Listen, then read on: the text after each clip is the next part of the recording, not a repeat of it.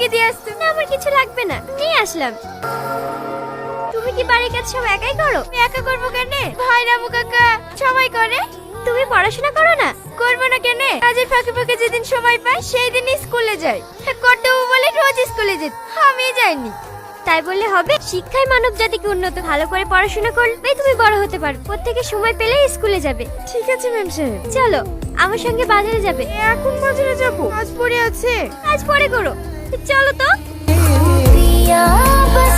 আব্বা, এটা আমাদের জমিদার বাবুর লাতনি। ও ভালো আছো মা? সালমা ঘর থেকে পাটিটা নিয়ে এসে দে মা। আলমা আনতে হবে না, আমি এখানেই বসছি। এগুলো আপনার জন্য আঙ্কেল। আপনার জন্য একটা পাঞ্জাবি আর লুঙ্গি গেঞ্জি আছে, নিন। কিন্তু মা আমি কিভাবে? আরে ধরুন তো, এখন আপনার অনেক পছন্দ। দেখেন দেখেন। আমি তোমার জন্য অনেক দোয়া করি মা, যেন সারা জীবন সুখে থাকো।